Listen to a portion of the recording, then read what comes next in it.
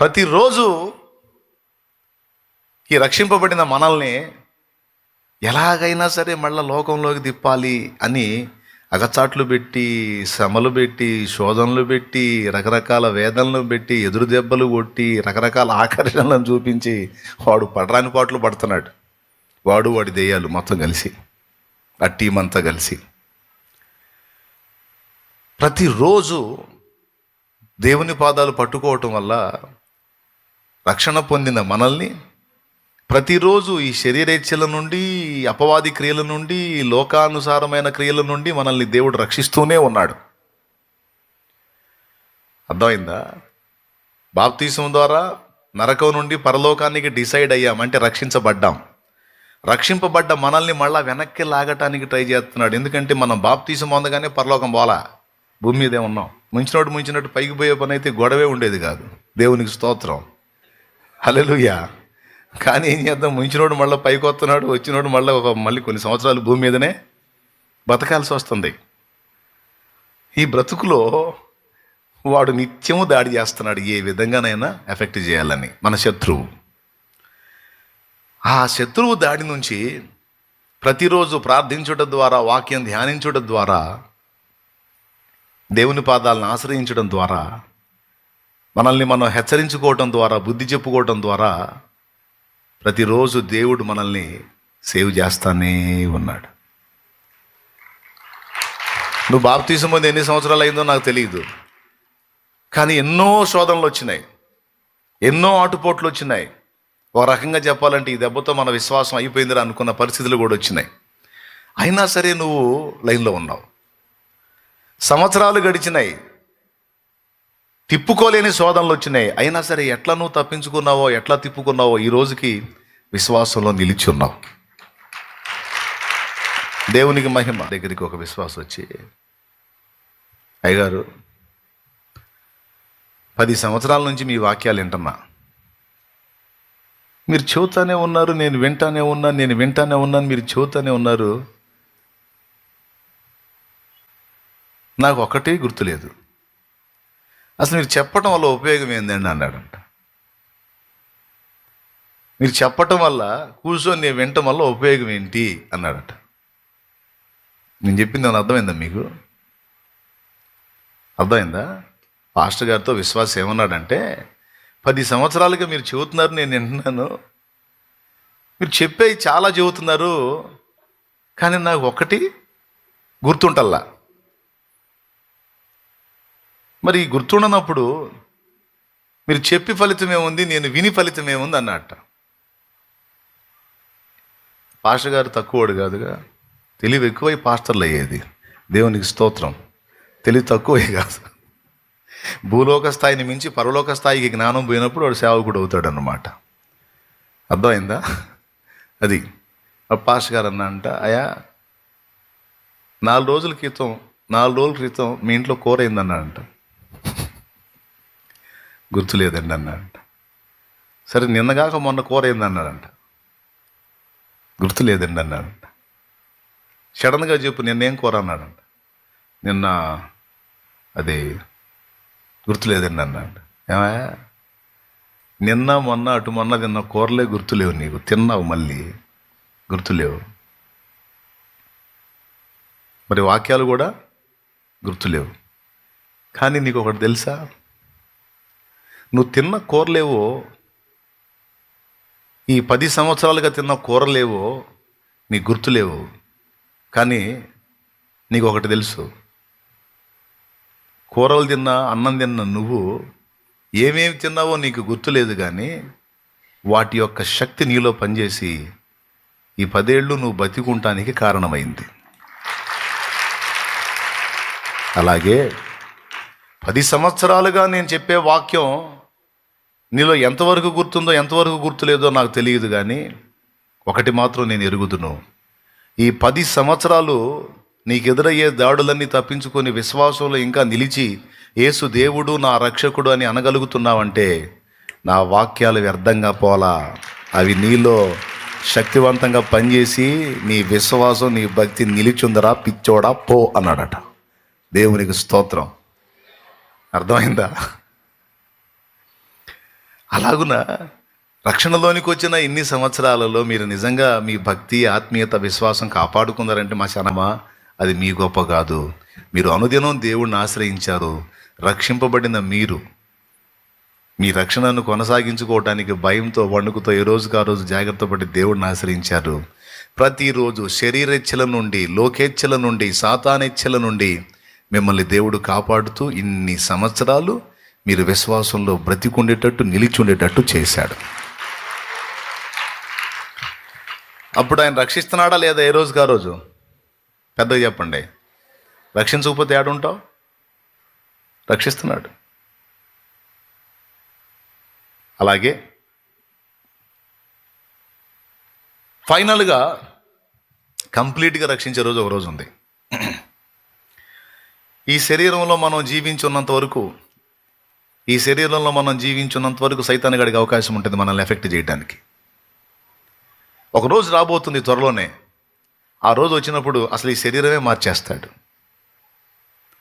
పాప నియమం పనిచేసే ఈ శరీరమే మారిపోయి మహిమ శరీరం వస్తుంది. యేసయ్య రెండో రాకడ మన అదృష్టం బాగుండి మనం బతికున్నప్పుడే వచ్చింది అనుకో, ఇక చచ్చే అవసరం లేదు. బాడీ మారిపోయింది. ఈ మట్టి దేహం మారిపోయి మహిమ దేహం వచ్చింది. ఎలాగొచ్చిందంటే, ఏలియా చావకుండానే దేవుని దగ్గరికి ఎత్తబడ్డాడు చూడు, ఆయన బాడీ మారిపోయింది. రక్తమాంసములు దేవుని రాజ్యమును స్వతంత్రించుకొన నేరం. రక్తమాంసాల శరీరము నిమిషములో ఒక రెప్పపాటులో మారిపోయిద్దని 1 కొరింథీ పత్రిక 15వ అధ్యాయము 52 నుంచి కిందికి చదివితే ఉంటుంది. అది ఇంటికి పోయి చూసుకుందరు, కానీ ఇప్పుడు నాకు వెళ్ళి చూడండి. నిమిషములో ఒక రెప్పపాటులో మనము మార్పు పొందుదము అన్నాడు. మన అదృష్టం బాగుండి యేసయ్య వచ్చేటప్పటికి మనం కానీ చచ్చిపోకుండా బతికుంటే ఇక మరణాన్ని చూసే అవసరమే లేదు. మనం ఈ బాడీ మారిపోయింది, మహిమ శరీరం వచ్చేస్తుంది. ఒకవేళ యేసయ్య వచ్చేటప్పటికి మనకి టైం అయిపోయి మనం పోయామనుకో, అడిగి పైకి ఎంత పోయినా ఇంకెక్కువ టైం లేదు బ్రదరు. ఫస్ట్ నుంచి మొత్తుకుంటాం వచ్చి ఒక 40 ఏళ్ల లోపని. మనం పోయినా 40 ఏళ్ల లోపు మళ్ళా లేవుస్తాం. ఎందుకంటే రాకడ వచ్చింది కదా. రాకడ వచ్చినప్పుడు, యేసయ్య రెండవ రాకడలో వచ్చినప్పుడు ఫస్ట్ ఎవరు లెగుస్తారో తెలుసా? క్రీస్తునందుండి మృతులైన వారు మొదట లెగుతురు. సమాధులు తెరవబడతాయి. ఆ సమాధుల్లో పాతిపెట్టబడిన శరీరాలు, మట్టిగా కలిసిపోయిన శరీరాలు తిరిగి పునరుత్థానము చెందుతాయి. ఆ పునరుద్ధానం చెందేటప్పుడు ఏ బాడీ వచ్చిందో తెలుసా? గ్లోరియస్ బాడీ వచ్చింది, మహిమ శరీరం వచ్చింది. ఈ మట్టి శరీరంలో ఉన్నంత వరకు సైతానుగాడికి అవకాశం ఉంది మనల్ని ఆడుకోవడానికి, మనల్ని శోధించడానికి, మనల్ని వాడుకోవడానికి, మనల్ని ఇబ్బంది పెట్టడానికి, మనల్ని ఆకర్షించడానికి. ఈ బాడీ మారిపోవటమో లేకపోతే మరణం ద్వారా పాతిపెట్టబడటమో అయిన తర్వాత మహిమ శరీరం వచ్చింది. ఇక ఆ శరీరం వచ్చినప్పుడు ఇక కంప్లీట్గా మనం రక్షించబడ్డట్టే. ఎందుకంటే ఇక మనల్ని శోధించడానికి ఇక శోధకుడికి ఛాన్సే ఉండదు. ఎందుకంటే వాడికి లొంగిపోయే పాపం ఇక ఆ మహిమ శరీరంలో ఉండదు. ఈ శరీరంలో అంటే వాడికి లొంగిపోయే ఆదాము సంబంధిత రక్తం, దానిలో పాపం అలాగ ఉన్నందున అప్పుడప్పుడు వాడికి కొంచెం చోటు దొరుకుతుంది. అప్పుడప్పుడు చోటు దొరుకుతుందా? దొరుకుతుంది. ఎంతమంది ఒప్పుకుంటారు? కాకపోతే అప్పుడప్పుడు కొంచెం తేడాలు జరుగుతున్నాయా? పెద్ద జీవిపోయిన కథ చిన్నవి ఏంటి మనసు రావట్లేదు చెప్పడానికి. పాపాలు పెద్ద జీవిపోయిన కోపతాపాన నోరు జారటమో, ఏదో ఒకటి చిన్నయో పెద్దయో చేయి జారటమో ఏదో జరుగుతూ ఉన్నాయి. ఎందుకు? ఆదాము సంబంధితం చేత దానిలో ఉన్న పాప ప్రభావాన్ని బట్టి ఆ తత్వం పనిచేస్తుంది. పనిచేసినప్పుడు దవకన నోరు జారు ఒక మాట అంటే తర్వాత బాధ కలుగుతుంది. నేను దేవుని బిడ్డనై ఉండి దేవస్వభావాన్ని కలిగి ఉండాల్సిన నేను ఇంత చండాలంగా మాట్లాడుతున్నానేంటి, అయ్యో అని ఒక ఆవేదన అనేది కలుగుతుంది. మనలో అలా ఆవేదన కలిగే భాగమే దైవ స్వభావము. దేవుని వాక్యమును, అక్షయ బీజము మనలో ప్రవేశించింది. దాని ప్రభావమే మనలో ఆ ఫీల్ అయ్యేటువంటి పార్ట్.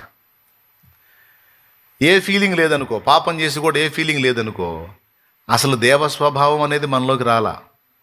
ఏదన్నా మనలో ఫీలింగ్ కలుగుతుంది అనుకో తప్పు జరిగినప్పుడు, దేవస్వభావము మనలో పనిచేస్తున్నట్టు. బాప్తిస్మం పొందక మునుపు మనలో ఉన్నదంతా పాప స్వభావమే. బాప్తిస్మం పొందినాక మన బాడీ రెండుగా విడిపోయింది. ఒకటి దేవ స్వభావం, రెండు పాప స్వభావం. ఆ దేవ స్వభావాన్ని మనలో డెవలప్ చేయాలనేమో యేసయ్య, ఆ పాప స్వభావాన్ని మళ్ళా పెంచి పెద్ద చేసి ఆ కొద్ది గొప్ప ఏర్పడినటువంటి ఆ దేవుని బీజం కూడా పూర్తిగా తొలగించాలనేమో ఈ లూసిఫర్ గాడు. అర్థమైందా? ఇప్పుడు ఇటుపక్కేమో వీడేమో పాప స్వభావాన్ని డెవలప్ చేయాలని మనలో, అటుపక్క యేసయ్యేమో దైవ స్వభావాన్ని డెవలప్ చేయాలని. విచిత్రం ఏంటంటే ఇప్పుడు రెండు స్వభావాలు ఉన్నాయి మనలో, బాప్తిసం పొందిన వాళ్ళందరిలో. అర్థమైందా? పొందనోళ్లలో ఒక స్వభావమే పాప స్వభావం, దుష్ట స్వభావం. పొందినోళ్లలో ఇప్పుడు ఏ స్వభావం వచ్చింది? దైవ స్వభావం వచ్చింది. ఇక ఈ పోరాటం అనేది ఇక మనం బతికున్నంత వరకు ఈ పోరాటం నడుస్తూనే ఉంటుంది. ఏ పోరాటం? తప్పు చెయ్యొద్దు చెయ్యొద్దు చెయ్యొద్దు అనే ప్రేరణ, తప్పు చెయ్యి చెయ్యి చెయ్యి చెయ్యి చెయ్యి అనే ప్రేరణ రెండు మనకి వినపడుతుంటాయి. ఒక చెవికి అది వినపడుతుంటుంది, ఒక చెవికి ఇది వినపడుతుంటుంది. అందుకే రక్షణ పొందిన మనిషి తనకు తెలియకుండానే ఒక యుద్ధరంగంలో ప్రవేశిస్తాడనమాట. దేవునికి స్తోత్రం. అంతకుముందు దేవుని స్వభావం ప్రవేశించాల, అచ్చంగా దుష్ట స్వభావమే. కాబట్టి ఇంతంత చేసి కూడా ఇంత ఫీలింగ్ లేకుండా తిరిగేసాం. పెద్ద పెద్ద చేసి కూడా ఇంత ఫీలింగ్ లేకుండా తిరిగేసాం. ఎప్పుడైతే యేసయ్య వాక్యం వినబడిందో, మారు మనసు కావాలనిపించిందో, బాప్తీసం కావాలనిపించిందో, రక్షణ పొందాలనుకుని పొందామో, ఇక మనలోకి ఏం ప్రవేశించింది? అప్పటిదాకా ఉన్న దుష్ట ప్రభావం, దుష్ట స్వభావంలోకి ఇప్పుడు దైవ స్వభావం ఎంటర్ అయింది. ఇప్పుడు ఫైటింగ్ స్టార్ట్ అయింది. బాప్తిస్మం పొందినటువంటి వాళ్ళు, యేసు ప్రభుని కలుసుకున్న వాళ్ళు తమకు తెలియకుండానే పోరాటంలోకి ఎంటర్ అవుతారు. ఏమి లేదండి, రెండే, శరీరము ఆత్మకి, ఆత్మ శరీరానికి విరోధంగా ఫైట్ చేస్తూ ఉంటాయి. కొన్నిసార్లు శరీరం గెలిచిద్ది. ఇప్పుడు నిష్కారణంగా నిన్ను తిడుతున్నాడు నీ భర్త, ఆత్మ అంటది సహించితివా, అతన్ని కూడా రక్షించుకుందు, సహించు అంటది ఆత్మ. శరీరం అంటది మెత్తటోళ్ళని చూస్తే మొత్త బుద్ధి అయిద్దని ఈ దుర్మార్గుడు ఇష్టం వచ్చినట్టు పేలుతున్నాడు, ఇక లాభం లేదని చెప్పి ఇక విజృంభించని శరీరం అంటది. కొన్నిసార్లు శరీరమే గెలిచిద్ది.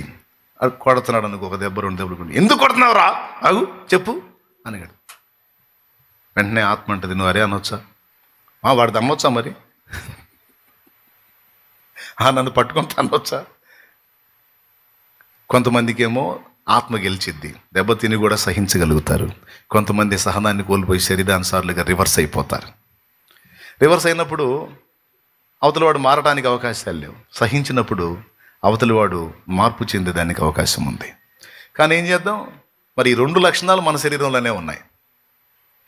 ఒకటి ఆత్మానుసారమైన లక్షణం దైవ స్వభావం, ఒకటి శరీరానుసారమైన లక్షణం దుష్ట స్వభావం, ఈ శరీర స్వభావం. ఇప్పుడు నేను చెప్పొచ్చేది ఏంటంటే, ఇన్ని పోరాటాలు నడుస్తా ఉన్నా కూడా దేవుని కృపను బట్టి నీ విశ్వాసం ఇంకా బతికుంది చూడు, అక్కడ దేవుని సాయం నీకు లభించింది. ఇంకొంతకాలం, ఈ లోకయాత్ర ముగించేంతకాలం ఈ పోరాటం నడుస్తుంది. అప్పటిదాకా కూడా నేను ఆగలేనన్నయ్య, కంప్లీట్గా ఈ దరిద్రాన్ని జయించాలని నాకు ఉందన్నయ్య అని నువ్వు అనే పని అయితే నీకు ఒక సలహా చెప్తా, చేసుకో. సచ్చిందాకా కాదు, అసలు దీన్ని మొత్తాన్ని చంపేయాల. ఈ శరీర స్వభావం అనే దాన్ని నేను పూర్తిగా గెలవాలని అనుకుంటున్నాను. అప్పుడప్పుడు జరిగే ఆ చిన్నవి కూడా జరగకూడదు, పరిపూర్ణుడిగానే ఉండాలనుకుంటున్నాను. ఈ ఆరాటం నాకు చాలా ఉంది అని నువ్వు అంటావా? నీకు బెస్ట్ సలహా చెప్తా, దాన్ని అనుసరించు, నువ్వు గెలుస్తావు. ఏం లేదు, ఇప్పుడు ఎవరు బలంగా ఉంటే వాడు గెలుస్తాడు. ఇప్పుడు శరీరాన్ని, ఆత్మని మీరు గమనించండి. గలతీ పత్రిక 5వ అధ్యాయం 17వ వచనం ఏం చెబుతుంది? శరీరం ఆత్మకును, ఆత్మ శరీరమునకును విరోధముగా ఆపేక్షించును, అవి ఒకదానికొకటి వ్యతిరేకంగా ఉన్నాయి అని రాస్తుంది. ఇప్పుడు ఆత్మ గెలిచిందనుకో, మనం ఆత్మానుసారులంగా ఉంటాము, దైవ స్వభావం వ్యక్తం చేస్తూ ఉంటాం ఆత్మ గెలిస్తే. శరీరం గెలిచిందనుకో, ఇక శరీరానుసారంగా ఉంటాము, తేడా పనులు చేస్తూ ఉంటాం. అర్థమవుతుందని నేను చెప్పేది? ఎంతమందికి అర్థమవుతుంది? నిజంగా అర్థమైతేనే చేతులు ఎత్తండి. రైట్. లైవ్లో ఉన్న వాళ్ళు కూడా వందనాలమ్మా. జూమ్లో కనపడుతున్న వాళ్ళు అందరికి వందనాలు. మీకు చెప్పానా వందనాలు? చెప్పలేదు అనుకుంటా. వందనాలు. సరే, అటు జరిగింది. ఎట జరిగింది? ఒకదానికోటి విరోధంగా ఉన్నాయి. ఏది బలంగా మనలో ఉంటుందో అది గెలుస్తూ ఉంటుంది. ఇప్పుడు ఉదాహరణకి శరీరానికి మనం 3 పూట్ల ఆహారం పెట్టమా?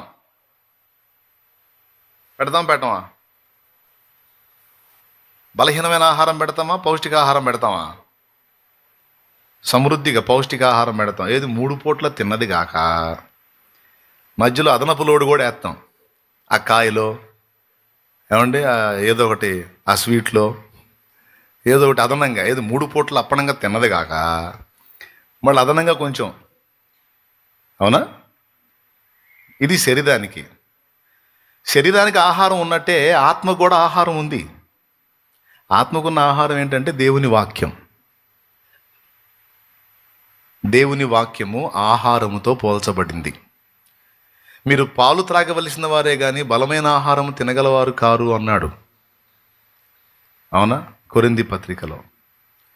పాలేంది, బలమైన ఆహారం ఏంటి అంటే దేవుని వాక్యాన్ని గురించి మాట్లాడుతూ పాలతోనూ ఆహారంతోనూ పోల్చాడు.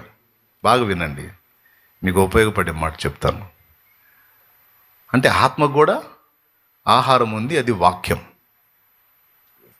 అబద్ధాలు ఆడకుండా నిజం చెబుతాం.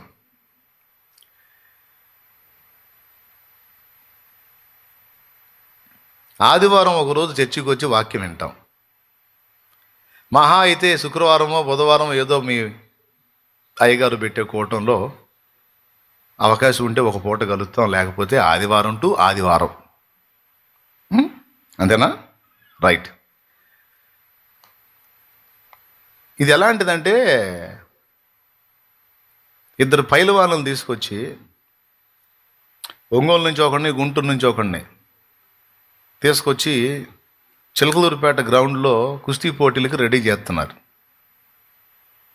ఫలానా తారీఖున కుస్తీ పోటీలు రెడీ అవుతాయి. ఆ రోజు వీళ్ళిద్దరు ఫైట్ చేస్తారన్నమాట.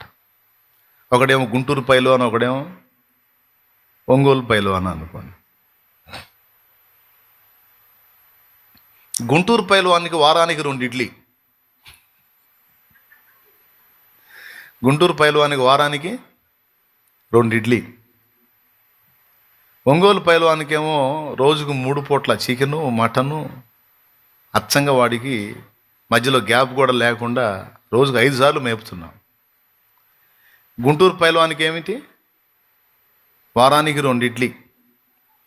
మధ్యలో ఎప్పుడన్నా మనసు బాగుంటే ఒక ఇడ్లీలో సగం వాడి నోట్లో వేస్తున్నాం సావకుండా. ఇప్పుడు ఆ డేట్ వచ్చేటప్పటికి, ఏది కుస్తీ పోటీల డేట్ వచ్చేటప్పటికి ఇద్దరిని తీసుకొస్తే ఎవడు గెలుస్తాడు, ఎవడు ఓడిపోతాడు మీరు ఈజీగా చెబుతారు. ఎవరు గెలుస్తారు? వారానికి 2 ఇడ్లీ తినేవాడు గెలుస్తాడా, లేకపోతే రోజుకి 5 సార్లు తినేవాడు గెలుస్తాడా? అంటే ఏ పైల్వాను పేరు చెప్పండి. ఒంగోలు పైల్వానే గెలుస్తాడు. గుంటూరోడు అసలు పోటీకి కూడా రాడు.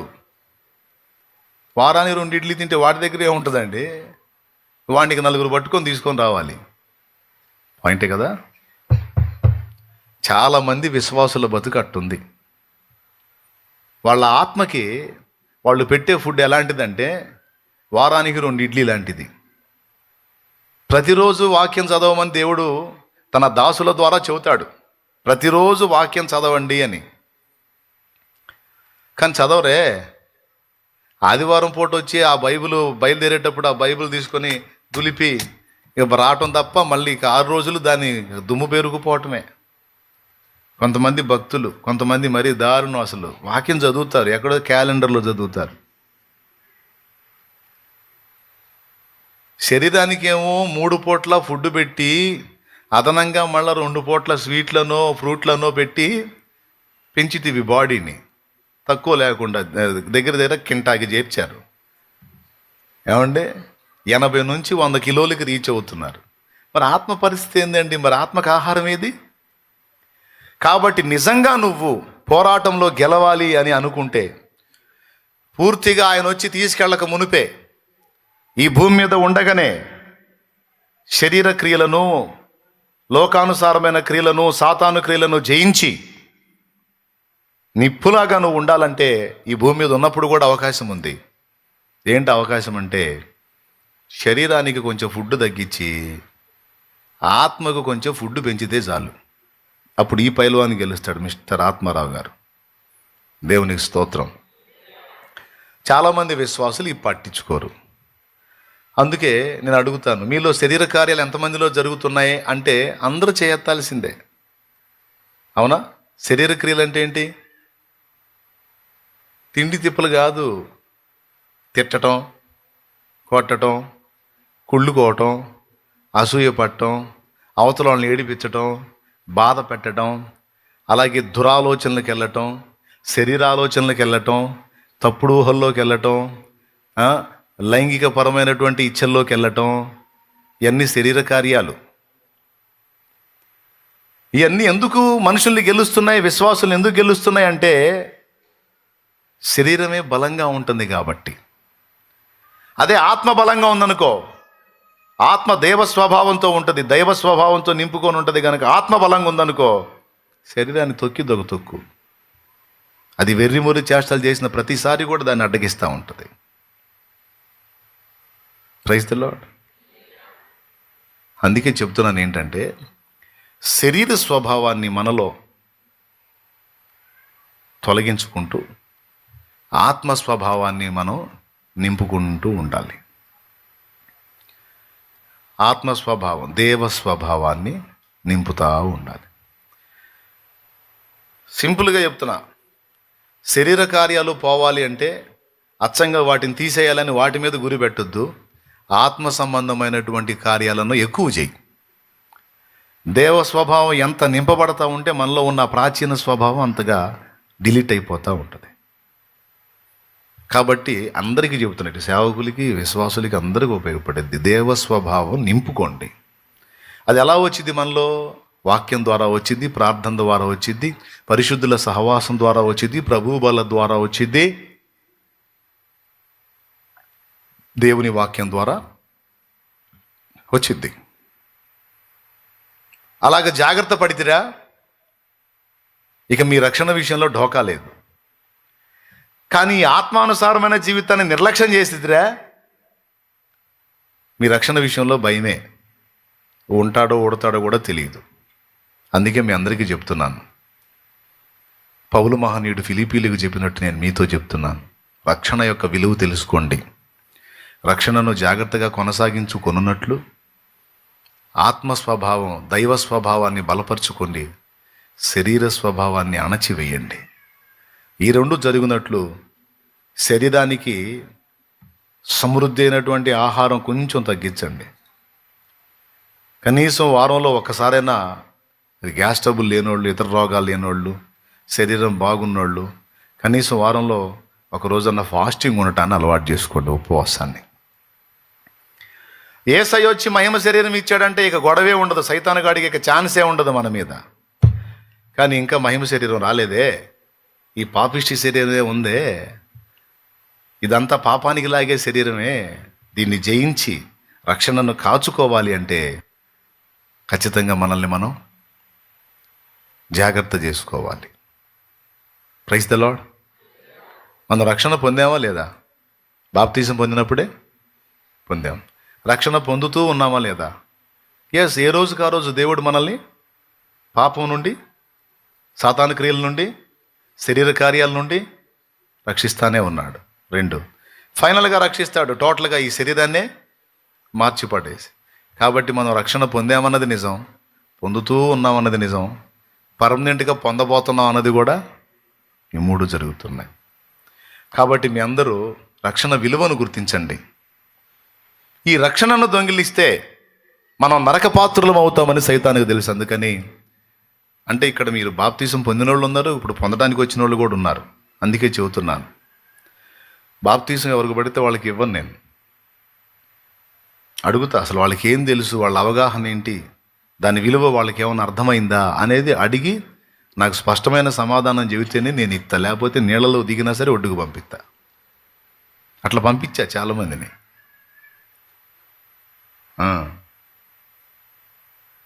నాకు కరెక్ట్ ఆన్సర్ చేయాలి. అసలు బాప్తీసం ఎందుకు తీసుకుంటున్నావు, తీసుకుంటే నీకు వచ్చే ప్రయోజనం ఏంటని అడుగుతా. వాళ్ళు చెప్పగలిగి ఉండాలి, అయ్యా నిత్య జీవాన్ని పొందడానికి, చేసిన జన్మ కర్మ పాపాలన్నీ కడిగేసుకొని పరలోకరాజ్య పౌరత్వం సంపాదించుకోవడానికి నేను బాప్తీస్మానికి వచ్చానయ్యా అని చెప్పగలగాలి. మరే అబ్బాయికి ఉద్యోగం వస్తే తీసుకుంటాను అనుకున్నాను, స్వామి దయ వల్ల వచ్చింది అందుకని తీసుకుంటానంటే ఎక్కువ ఒడ్డుకంట. నీకు అర్థం కాలేదు, ఒడ్డుకి ఎక్కంట. దేవునికి స్తోత్రం, హల్లెలూయా.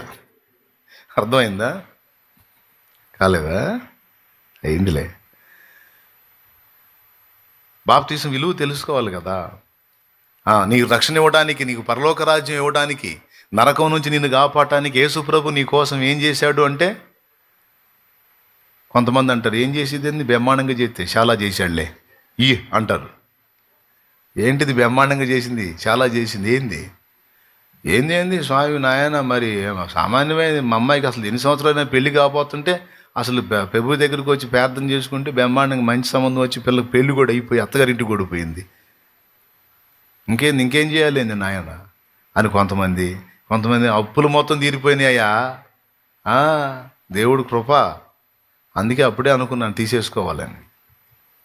అప్పుల కోసమో, అమ్మాయి పెళ్లి కోసమో, అబ్బాయి ఉద్యోగం కోసమో కాదు. ఏమంటే ఎందుకు తీసుకోవాలి? ఆత్మరక్షణ కోసం. నీ ఆత్మను రక్షించడానికి యేసు ప్రభు నీ కోసం ఏం చేశాడు? చాలా చేశాడు. ఏం చేశాడు? అమ్మాయి పెళ్లి చేశాడు, అబ్బాయి పెళ్లి చేశాడు, ఉద్యోగం ఇచ్చాడు, వ్యాపారం బాగా డెవలప్ అయింది, అప్పులు తీర్చాడు. ఇవన్నీ కాదు, నా పాపముల నుండి నన్ను విడిపించి నన్ను పరలోక రాజ్యం చేర్చడానికి యేసు ప్రభు తన ప్రాణమును నా కోసం పణంగా పెట్టాడు. కల్వరి శిలువలో నా కోసం రక్తం కార్చి ప్రాణం పెట్టి చనిపోయి తిరిగి లేచాడని చెప్పాలి. ఆ మాట వినపడితేనే ఇస్తా, లేకపోతే ఎక్కువ ఒడ్డుగంట. ఎందుకు తీసుకున్నా బాప్తీసం అని అడిగితే ఏం చెప్పాలి?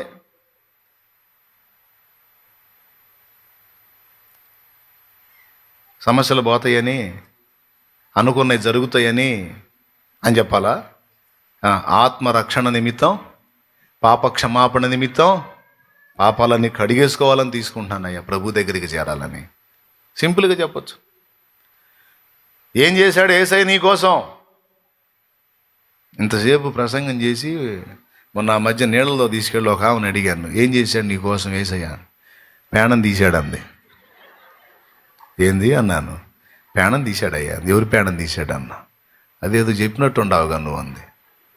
పిచ్చిదానా, ప్రాణం తీయటం కాదు, ప్రాణం పెట్టాడు నీకోసం, నా కోసం ప్రాణం పెట్టాడు. అదేలే ప్రాణం పెట్టాడులే, పాపం నాయన మహారాజు పెట్టాడులే అయ్యా, చచ్చిపోవాలా మరి, సిలువను బడలా మనకో. మరి ఆ మొక్క చెప్పవే. కొంతమందికి భయం, ఆ నీళ్ళలో దిగంగానే నన్ను చూడగానే రోబోట్లా మారిపోతారు. ఇప్పుడు ఈడేం అడుగుతాడని, ఇప్పుడు ఈడేం అడుగుతాడో, ఏం చెప్పాలో, ఇస్తాడో ఈడో అని బిగసుకుపోతాడు. అట్లేం భయపడదు అసలు. నేనేం అనను. అంటే నీకెంత అర్థమైందో లేదో నేను తెలుసుకోవాలని అడుగుతాను అంతే. యేసయ్య చనిపోయి అంతే ఉన్నాడో, తిరిగి లేచాడా? ఇంకేళ్ళు లేచాడు, ఇంకంతే అయిపోవాలా అక్కడే అంటావా? మూడవ నాడు తిరిగి యేసయ్య ఆరోహణమే వెళ్ళాడు, మళ్ళీ రెండో రాకడలో వస్తాడా? చెప్పు గట్టిగా, డౌట్ లేదా? బాప్తీసం ఎట్ట తీసుకోవాలి? మారు మనసు పొంది తీసుకోవాలా, ఎట్ట పడితే అట్ట తీసుకోవాలా? మారు మనసు పొంది పాత జీవితాన్ని వదిలేసి ఆ దరిద్రగొట్టు బతుకుని విసర్జించి, ఇక నేను ఆ చెత్త జీవితంలోకి వెళ్ళదలుచుకోలేదు, క్రీస్తు యేసునందు నూతన సృష్టిగా కొత్త జీవితం ప్రారంభించాలనుకుంటున్నా అయ్యా, వదిలేశా ఆ దరిద్రం అంతా వదిలేశా, ఇక యేసయ్యే, ఆయన కొరకే, ఆయన బిడ్డగా, ఆయన సాక్షిగా బతుకుతా అనాలా? ఈ 4 మాటలు నీకు అర్థం కావాలి. యేసయ్య అసలు ఎందుకు ప్రాణం పెట్టాడో నీకు తెలియాలి. బాప్తీసం అసలు నువ్వు ఎందుకు తీసుకున్నావో నీకు తెలియాలి. వాటి విలువేంటో నీకు అర్థం కావాలి. ఈ విలువలు నీకు తెలియకుండా నువ్వు తీసుకున్నట్టయితే అది ఎలాంటిదంటే, చిన్న బిడ్డకి వజ్రాల ఉంగరాన్ని ఇచ్చినట్టు. చిన్న బిడ్డకి వజ్రాల ఉంగరాన్ని తొడిగామనుకోండి, ఆ ఉంగరంలో పొదిగినటువంటి వజ్రం ఖరీదు ₹1,00,00,000 అనుకోండి. అంత స్పెషల్ డైమండ్ అది. అలాంటి ఆ రింగ్ అది, ఆ వజ్రం పొదిగినటువంటి ఉంగరం వాడికి పెట్టాం బిడ్డకి. వాడికి తెలుసా దాని విలువ? మీకు తెలుసా? చిన్న బిస్కెట్ ప్యాకెట్ ఇస్తే వాడు ఇస్తాడు ఆ ఉంగరం. బిస్కెట్ ప్యాకెట్ ఒకటి ఇస్తే ఇచ్చేస్తాడు ఉంగరం. అదే ఉంగరాన్ని అమ్మితే బిస్కెట్ ఫ్యాక్టరీయే పెట్టచ్చు ఆ ₹1,00,00,000తో. కానీ వాడికి తెలియదు. దాని విలువ తెలియనప్పుడు ఏం చేస్తాడు? చిన్న చిన్న ఆశలకి, బిస్కెట్ ప్యాకెట్కి, చిన్న చిన్న వాటికి ఆ ఉంగరాన్ని ఇచ్చేస్తాడు. అట్లాగే రక్షణ విలువ తెలుసుకోకుండా తీసుకున్నోళ్ళు సాతానుగాడు చూపించే చిన్న చిన్న బిస్కెట్లకు ఆశపడిపోయి రక్షణ పోగొట్టుకుంటారు. అందుకనే రక్షణ విలువ జాగ్రత్తగా తెలుసుకొని ఉండాలి. అలా తెలుసుకున్న వాళ్ళకే బాప్తిస్మం ఇవ్వాలి అని డిసైడ్ అయ్యా. దేవునికి మహిమ. కాబట్టి ఇప్పుడు మీరు ఏం చెప్పాలో ఆ నీళ్ళల్లో ముందే కాపీ అందించా. అసలు వాస్తవం చెప్పకుండా అడగాలి, అయినా ఏం చేద్దాం, మళ్ళీ ఎందుకన్నా మంచిదని ఒకసారి గుర్తు చేశా. దేవునికి స్తోత్రం. ఎంచక్క నీళ్ళలోకి వచ్చినప్పుడు నేను అడిగిన 4 ప్రశ్నలు చక్కగా సమాధానం చెప్పండి. ఇక ఏ డౌట్ లేకుండా బాప్తిసం ఇస్తా. సరేనా? రైట్. మరి బాప్తిసం పొంది ఎట్టుండాలి? నీకు ఎట్టున్నా పర్వాలేదంటారా? నో. మారు మనసుకు తగిన ఫలం ఫలించాలి. 4 ముఖ్యమైన విషయాలు చేయాలి. ప్రతిరోజు దేవుని వాక్యాన్ని చదవాలి. చదువు రాని వాళ్ళైతే కనీసం సెల్ ఫోన్లో దేవుని వాక్యం పెట్టుకొని వినాలి. 1. రెండవది, లోకస్తుల స్నేహాన్ని కాస్త పక్కన పెట్టి ఆత్మానుసారులు పరిశుద్ధుల స్నేహాన్ని అలవర్చుకోవాలి. దుష్ట సాంగత్యం మంచి నడువడిని చెరుపును. కొంతమంది బాప్తీసం పొందిన వాళ్ళకి ఆవేశం వచ్చిద్ది, నేను మారాను, వాడిని కూడా మార్చాలని. ఇంకొకళ్ళని మార్చడానికి ట్రై చేస్తారు. పేకాట ఆడేవాడు కొత్తగా మారాడంట. పేకాట బాగా ఆడేవాడు కొత్తగా మారు మనసు పొంది బాప్తీసం పొంది దేవుని బిడ్డ అయ్యాడంట. వాడు సరే మారినోడు కాస్త వాడు బలపడ్డదాకా ఆ దేవుడితో ఆ పరిశుద్ధులతో ఉంటే బాగుండేది. వీడేం చేశాడు? అదే నేను మారాను, ఇంకా మా వాళ్ళు చాలామంది మారలేదు, ముఖ్యంగా నా ఫ్రెండ్ గాడు మారలేదు, వాడిని మార్చాలని వీడు ఆ ఫ్రెండ్ ఇంటికి పోయాడు. ఏమ్మాయి ఇల్లేడా అన్నాడు. ఎందుకుంటాడు అన్న? ఎందుకుంటాడు? ఏ తుప్పల్లో ఉన్నాడు వాడిని పాము గర్వ అంది భార్య. ఎందుకు? వాడు ప్యాకెట్గాడు. ఎడున్నాడు? తాళిబొట్టు కూడా పెట్టాడు దుర్మార్గుడు. అసలు అన్న మీరు గుట్టల్లో ఆడతారు కదా, పాములు ఒకడన్నా గర్వవా? ఎందుకు గరుతులేను, మంచి వాళ్ళు గరుతాయి, మీలాంటి వాళ్ళు ఎందుకు గరు? అమ్మాయి ఊరుకో, నేను దేవుడిని నమ్ముకొని బాప్తీసం పొంది నేను మారితే నువ్వు మారావు, అందరు మారారా, చచ్చిన వాళ్ళు ఆడే తెచ్చారు, బాధపడవాకు, నేను మారుతాలే అని పోయాడు. ఎడికి పోయాడు? ఇక తుప్పల్లోకి పోయాడు. ఆ పేకాట గడాలు ఉండే తుప్పల్లోకి పోయాడు. అలా ఆట ఆడుతూ ఉన్నారు మంచి రంజుగా. వీడు పోయాడు. వీడి ఫ్రెండ్ కూడా అక్కడే కూర్చొని ఆడుతున్నాడు. వీడు పోయి అంటాడు, రేయ్ ఏదిరా మారవా, నాకంటే ఎక్కువ ఆడేవరా నువ్వు ఆట? ఎట్ట ఆడాను నేను? అదే అన్నం అదే కూర అన్నట్టు బతికారా నేను? లే పదాంపా, నాతో పాటు చచ్చి పదాంపా అన్నాడు. వాడికి డబ్బులు పోయి ఉండే. ఎవరికి? ఆడేవాడికి డబ్బులు పోయి ఉండే. వాడు అంటాడు, ఉండరా ఈ ఒక్కాటేసి వస్తాను ఉండరా అంటున్నాడు. ఒక్కట్లేదు లేదు పదాంపా అన్నాడు. డబ్బులు పోయినాయి, ఉండరా రే ఉండరా, సగంలో ఏందిరా, అదైతే వస్తావా అన్నాడు. ఒక్కటి పోతే అయిపోతే వస్తావా అన్నాడు. వస్తావు, అయిపోని వస్తాను. నిలబడ్డాడు. వీడికి ఎందుకు ఆడా? ఇక వాడికి ప్యాక్ వేశారు. వాడు ప్యాక్ సెట్ చేసుకుంటున్నాడు. సెట్ చేసుకుంటే ఈ నిలబడి అంటాడు, రే ఏం చేస్తున్నా? ఆ మొక్కలు సెట్ చేయంటున్నాడు. పైనుండి సలహా చెబుతున్నాడు. వీడు సలహాలు చెప్పడం చెప్పిన ప్రకారం వాడు మొక్కలు సెట్ చేసుకున్నాడు. అయినా పోయింది ఆట. పోయేసరికి వాడికి వెళ్ళి చూశాడు, ఏం సలహా చెప్పేవారు, ఇది కూడా పోయిందని. ఇక వాడు ఎవరు, ఈయన్ని తీసుకెళ్ళడానికి వచ్చినోడు, ఎన్ని రోజుల నుంచి ఆడుతున్నావురా, లే పక్కరా, లే లే పక్కరా అని ఆళ్ళే పీడి కూర్చున్నాడు. ఏ రమ్మొక్కే అని. ఇప్పుడు ఎవడిని మార్చాడు? అమ్మో వింటున్నావా, ఇంటి పక్కన పిలిచింది, వదినో దా వదిన, మీ ఇంటో స్టోరీ అనమ్మా, రాత్రి కొత్త సీరియల్ వచ్చిందమ్మా, దా కూర్చోబెట్టింది. ఇక పరిశుద్ధాత్మ అభిషేకం, ప్రార్థన, వాక్యం, పరిశుద్ధుల సహవాసం మొత్తం పోయి కొత్త చిత్రాలు, సీరియళ్ళు చూసుకుంటూ కూర్చోవద్దు వచ్చింది. సెల్ ఫోన్లోనో టీవీలోనో లోకానుసార్లు ముచ్చట్లలో నమ్మకంగా లాగుతారు. కాబట్టి కొత్తగా రక్షణ పొందిన వాళ్ళు ముందు బలపడాలి. 4 మంచు మొక్కల మధ్యలో ఒక నిప్పు కణికను తీసుకెళ్ళి పెడితే ఈ నిప్పు వాటిని మండించిద్దా మంచు మొక్కల్ని? అది మండించడం సంగతి ఏమో కానీ ఆ మంచు చల్లదనం దెబ్బకి ఇది బొగ్గై కూర్చుంటుంది. ఏమైద్ది? ఇది బొగ్గయిద్ది. అర్థమైందా? అదే ఇది ఒక నిప్పు కణికలా గాక ఒక అగ్ని కెరటమైందనుకో, ఆ మంచు మొక్కల్ని కరగదీసిద్ది.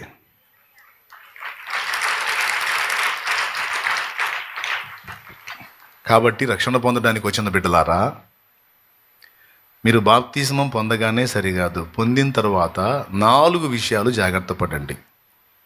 మొట్టమొదటిది, ప్రతిరోజు దేవుని వాక్యాన్ని ఖచ్చితంగా వినండి, బాధ్యతగా వినండి. మీకోసమే. షాలేం రాజాను ఈరోజు నీ కళ్ళ ముందు కనపడతాడు, కాసేపట్లో బాప్తిసం ఇస్తాడు, తర్వాత ఆయన దారి అయింది, మీ దారి మీది. కానీ ఎనీ టైం నిన్ను నడిపించేది దేవుని వాక్యం, పరిశుద్ధాత్మ. ఎనీ టైం నిన్ను నడిపించేది దేవుని వాక్కు. ఆ వాక్యాన్ని ప్రతిరోజు నువ్వు వినాలి, నిర్లక్ష్యం చేయకూడదు. ఈ భూమి మీద నువ్వు ఉన్నంత వరకు ఆ వాక్యాన్ని లోపలికి నువ్వు స్వీకరిస్తూ ఉండాలి. అప్పుడు నీ భక్తి, ఆత్మీయత, రక్షణ బలంగా ఉంటాయి. లేకపోతే వాక్యాన్ని నిర్లక్ష్యం చేసావంటే వాడు నేను లోకంలో లాగేస్తాడు. రెండవది, వాక్యంతో పాటు ఆత్మీయుల సహవాసాన్ని వదిలిపెట్టవాకు. ఎవరైతే నిన్ను రక్షణలోకి నడిపించారో, నిన్ను భక్తిలోకి నడిపించారో, నీకు యేసయ్యను పరిచయం చేశారో, నిన్ను బాప్తిసం దాకా తెచ్చారో, వాళ్ళు నీకు ఆత్మీయులు. వాళ్ళు నీకు ఎంత మేలు చేశారో తెలుసా? నిత్యము మండే అగ్నిగుండం నుంచి నిన్ను కాపాడటానికి నీ తల్లిదండ్రి కూడా చేయని త్యాగం వాళ్ళు నిన్ను యేసయ్య దగ్గరికి తీసుకొచ్చి గొప్ప త్యాగం చేశారు. నీ తల్లిదండ్రి నీకు జన్మనిచ్చారు అంతవరకే, కానీ నీ ఆత్మను శాశ్వతమైన నరకం నుంచి కాపాడటానికి నీకోసం ఎవరైతే కష్టపడ్డారో, ఏ తల్లి కష్టపడ్డదో, ఏ తండ్రి కష్టపడ్డాడో, వాళ్ళు నీకు ఆత్మీయంగా తల్లి, తండ్రి. వాళ్ళని వదిలిపెట్టొద్దు. వాళ్ళకి జీవితాంతం కృతజ్ఞత కలిగి, యేసయ్యకి కృతజ్ఞత కలిగి బ్రతికినట్టే నిన్ను ఆత్మీయతలోకి, రక్షణలోకి నడిపించిన వాళ్ళ విషయంలో కూడా జాగ్రత్తగా ఉంటాం. వాళ్ళ స్నేహాన్ని వదిలిపెట్టద్దు. లోకస్తుల్ని మారుద్దామని లోకస్తుల స్నేహానికి వెళ్ళొద్దు. అర్థమైందా? మారుద్దువు కానీ, నువ్వు బలపడ్డాక వెళ్ళి వాళ్ళని కదిలిద్దువు కానీ, నువ్వు ఇప్పుడిప్పుడే ఎదుగుతా నువ్వు పోయి వాళ్ళని కదిలించలేవు. కాబట్టి ఇట్లాగా జాగ్రత్త పడాలి. 2, మూడవది, ప్రతి ఆదివారం ప్రభు బల్లలో తప్పకుండా చెయ్యి వేయాలి. ఎందుకంటే యేసు శరీర రక్తాలు మనలోనికి ప్రవేశించడం ద్వారా కూడా అసాధారణ జీవం మనలో ప్రవేశించిద్ది, దేవుని స్వభావం మనకు వచ్చింది. నా శరీరము నిజమైన ఆహారము, నా రక్తము నిజమైన పానము. నా శరీరము తిని నా రక్తము త్రాగువాడు నిత్య జీవము గలవాడు, నేను వాని యందును వాడు నా యందును నివసించును అన్నాడు. కాబట్టి ప్రభు బలను నిర్లక్ష్యం చేయకూడదు. కొంతమంది పట్టించుకోరు, అది బ్లండర్ మిస్టేక్, తప్పు. ప్రతి ఆదివారం నువ్వు ఎంత బిజీ ఉన్నా సరే, నీకు ఎంత క్లోజ్ రిలేషన్ వచ్చినా సరే, అవసరమైతే వాళ్ళని కూడా తీసుకొని రా మందిరానికి. మేము రామంటే కూర్చోబెట్టు కుక్క కాపలా ఇంటికాడ, అంతే. నువ్వు మాత్రం ఉండవాకు. ఎందుకంటే ఆదివారం నీ ప్రభువుతో నువ్వు గడపాల్సిన రోజు. సండే రోజు ఫలానావాడు ఎక్కడుంటాడ్రా అంటే, నువ్వు ₹1,00,00,000 ఇచ్చినారా, దేవుని సన్నిధిలో ఉంటాడు. వాళ్ళు దేవుని సన్నిధిలో, కుటుంబం మొత్తం దేవుని సన్నిధిలో ఉంటారు. ఆ ప్రార్థన అయిపోయిందాక బయటికి రాళ్ళు అనే సాక్ష్యం ఉండాలి. అర్థమైందా? మొదటిది ఏంటి? ఏమో. రెండోది ఏంటి? ఎవరికి గుర్తుంది? ఏందండి సౌండ్ లేదు? ఫస్ట్ది ఏంది? అది వాక్యం. ఎవరు వినాలి? నేను వినాలా, మీరు వినాలా? చదువు వచ్చినట్టయితే రోజు వాక్యం ఖచ్చితంగా చదువుకోవాలి. రెండోది ఏంది? లోకస్తుల సహవాసాన్ని విసర్జించి ఆత్మీయుల సహవాసాన్ని హత్తుకోవాలి. మూడవది, ప్రతి ఆదివారం ప్రభు బలలో తప్పనిసరిగా చేయి వేయాలి. నాలుగవది, ప్రతిరోజు తప్పనిసరిగా ప్రార్థించాలి. ప్రార్థనా జీవితాన్ని జాగ్రత్తగా కాచుకోవాలి. అదే జీవం మనకి. వాక్యం చదువుట లేక వినుట అంటేనేమో దేవుడు మనతో మాట్లాడుట, ప్రార్థన చేయుట అంటేనేమో మనం ప్రభువుతో మాట్లాడుట. అందుకని ప్రతిరోజు ప్రార్థనా జీవితాన్ని కలిగి ఉండాలి. ఈ 4 విషయాలు కానీ మీరు ఎక్కడున్నా సరే, ఈ 4 విషయాల్లో మీరు జాగ్రత్తగా ఉంటే మీ రక్షణ విషయంలో ఇక భయపడాల్సిన అవసరం లేదు. ఈ 4 నువ్వు చేయకుండా అడ్డగిస్తాడు వాడు, గుర్తుపెట్టుకో. నువ్వు వాక్యం చదవకుండా లేక వినకుండా వాడు జడగొడతాడు నిన్ను. న్యూస్ పేపర్ చదువు, నువ్వు దిక్కుమాలిన పుస్తకాలు చదువు, నువ్వు నిద్ర రాదు. బైబుల్ గ్రంథం ముందేసుకొని మొదలుపెట్టి చదువు. ఒక పేజీ చదివేసరికి ముందుకు పడిన వెనక్కబడను, ముందుకు పడిన వెనక్కబడను, ఖచ్చితంగా నిద్రమత్తు వచ్చింది. ఎందుకో తెలుసా? దురాత్మలు నీ పక్కన చేరి నిద్రబుచ్చుతాయి నిన్ను. చదివేలే కానీ కళ్ళుమై నిద్రబుచ్చుతాయి. ఎందుకు? అందులో నీకు జీవం ఉంది. ఆ వాక్యాన్ని నువ్వు స్వీకరించినట్లయితే నువ్వు బలపడతావు, సైతానుకు తలనొప్పి అవుతావు నువ్వు. అందుకని నువ్వు బలపడకుండాట్లు నువ్వు మిగిలిన ఏవైనా చదువు, నీకే శోధన ఉండదు. వాక్యం చదువు, నీ బాడీ నీ కోఆపరేట్ చేయదు. అసలు పెద్ద కుట్ర ఈ శరీరంలో జరిగింది, పెద్ద కుట్ర. మళ్ళీ నువ్వు లోకంలో ఇప్పుడు సినిమా చూపించు, నువ్వు 3 గంటలు చూపించు,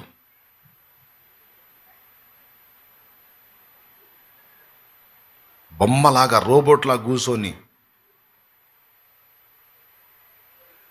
3 గంటల దృష్టి వద్దు. 1 గంట బైబిల్కి వెళ్ళి పెట్టు, 1 పేజీ చదివేసరికి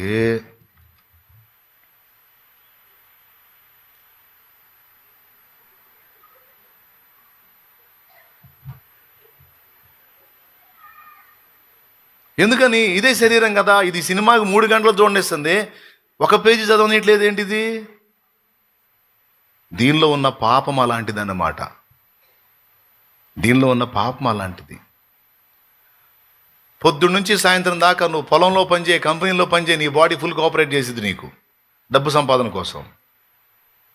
1/2 గంట సేపు మోకాళ్ళు ఎక్కడ లేని ఒళ్ళు నొప్పులన్నీ అప్పుడే వస్తాయి. కుట్ర అంటే దీనికి ఇష్టం లేదు, ఒప్పుకోదు. ఇది ఏది? ఈ శరీరం ఒప్పుకోదు. అయినా సరే వెనకాడకూడదు, దీన్ని లొంగ తీయాల్సిందే.